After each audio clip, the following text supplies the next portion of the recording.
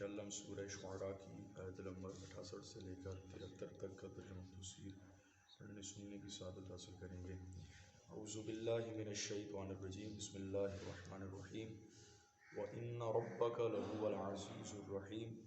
ترجمہ کنز العرفان، بے شک تمہارا رب ہی غالب مہربان ہے۔ نبی پاک علیہ السلام کے دست اقدس سے معجزات ظاہر ہونے کے باوجود آپ کی قوم جھٹلاتی تو بعض اوقات نبی پاک علیہ السلام کا مبارک قلب غمزدہ ہو جاتا۔ اس پر اللہ تعالیٰ نے گزشتہ انبیاء کرام میں سے حضرت موسیٰ علیہ السلام کا واقعہ بیان فرما کر اپنے پیارے حبیب کو تسلی دی اور ارشاد فرمایا کہ حبیب، بے شک آپ کا رب ہی غالب اور اپنے دشمنوں سے انتقام لینے والا ہے۔ اس کی ایک مثال یہ ہے کہ اللہ تعالیٰ نے فرعون اور اس کی قوم کو غرق کر کے ان سے انتقام لیا، اور اے حبیب آپ کا رب ایمان والوں پر مہربان ہے۔ اور اس کی ایک مثال یہ ہے کہ اللہ تعالیٰ نے حضرت موسیٰ پر ایمان لانے والوں کو غرق ہونے سے نجات دے کر ان پر مہربانی فرمائی، لہٰذا آپ اپنی قوم کی اذیتوں پر اس طرح صبر فرمائیں جس طرح پچھلے انبیاء کرام علیہم الصلوۃ والتسلیم نے صبر فرمایا کہ سیدنا نوح علیہ السلام نے 950 برس تک تبلیغ فرمائی، کم و بیش 80 کے قریب لوگ آپ علیہ السلام پر ایمان لے کر آئے۔ وَاتْلُ عَلَيْهِمْ نَبَأَ إِبْرَاهِيمَ إِذْ قَالَ لِأَبِيهِ وَقَوْمِهِ مَا تَعْبُدُونَ قَالُوا نَعْبُدُ أَصْنَامًا فَنَظَلُّ لَهَا عَاكِفِينَ۔ اور ان کے سامنے ابراہیم کی خبریں پڑھو جب اس نے اپنے باپ اپنی قوم سے فرمایا، تم کس کی عبادت کرتے ہو؟ انہوں نے کہا، ہم بتوں کی عبادت کرتے ہیں، پھر ان کے سامنے جم کر بیٹھے رہتے ہیں۔ اس رکوع میں سید المرسلین علیہ السلام کی تسلی کے لیے حضرت ابراہیم اور ان کی قوم کا واقعہ بیان کیا جا رہا ہے۔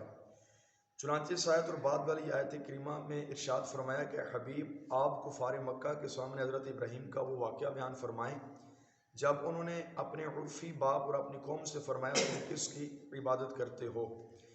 حضرت ابراہیم علیہ السلام جانتے تھے کہ یہ لوگ بت پرست ہیں، اس کے باوجود آپ کا ان سے یہ سوال اس لیے تھا کہ انہیں دکھائیں کہ جن چیزوں کو وہ لوگ پوچھتے ہیں وہ کسی بھی طرح عبادت کے مستحق نہیں ہیں۔ دوسرا اس آیت مبارکہ کے اندر سیدنا ابراہیم علیہ السلام نے ارشاد فرمایا کہ اذ قال لأبیہ وقومہ، جب اس نے اپنے باپ اور اپنی قوم سے فرمایا، تو یاد رکھیے گا کہ کسی بھی نبی علیہ السلام کے جو والدین تھے ان میں سے کوئی بھی کافر نہیں تھا۔ ہر نبی علیہ السلام کے ماں باپ مسلمان تھے۔ یہاں پر جو باپ کا لفظ استعمال کیا گیا ہے یہ عرفی باپ، اور اس سے مراد آپ علیہ السلام کا چچا ہے، جس کا تذکرہ تفسیر کے اندر بھی ملتا ہے اور کتب احادیث کے اندر بھی ملتا ہے۔ تو باپ سے مراد آپ کے حقیقی والد صاحب مراد نہیں ہیں کہ کسی بھی نبی علیہ السلام کے والد بت پرست نہ تھے، تمام انبیاء کے والدین مومنین کامل تھے۔ قال هل يسمعونكم اذ تدعون او ينفعونكم او يضرون۔ ارشاد فرمایا جب تم پکارتے ہو تو کیا وہ تمہاری پکار سنتے ہیں یا تمہیں کوئی نفع یا نقصان دیتے ہیں؟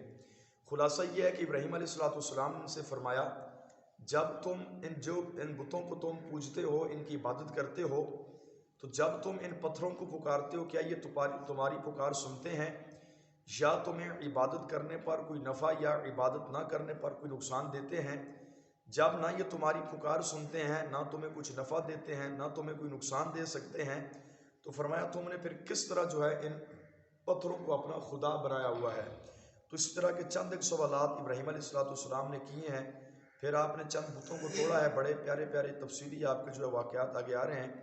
دوسرا یہاں سے ایک بات یہ بھی یاد رکھیں کہ یہ آیات بینات جو ہیں یہ پتھروں کے حوالے سے ہیں، بتوں کے حوالے سے ہیں، اللہ تبارک و تعالیٰ کے اولیاء اور انبیاء کے حوالے سے نہیں ہیں۔ بعض لوگ غلط فہمی میں آ کر لاعلم لوگوں کو یہ آیات پڑھ کر جو ہے وہ گمراہ کرنے کی کوشش کی جاتی ہے۔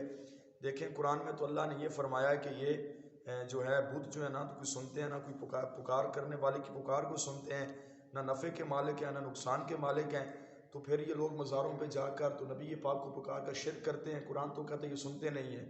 تو اس سے مراد اولیاء کرام بھی نہیں ہیں، انبیاء کرام بھی نہیں ہیں، اس سے مراد وہ پتھر ہیں جو لوگ اپنے ہاتھوں سے ان کو خدا بنا کر ان کو پکارتے تھے۔ ولی اور اولیاء ان سے مراد نہیں ہیں۔ اللہ تبارک و تعالی ہم سب کو عمل کی توفیق عطا فرمائے، آمین بجاہ النبی الکریم صلی اللہ تعالی علیہ وسلم۔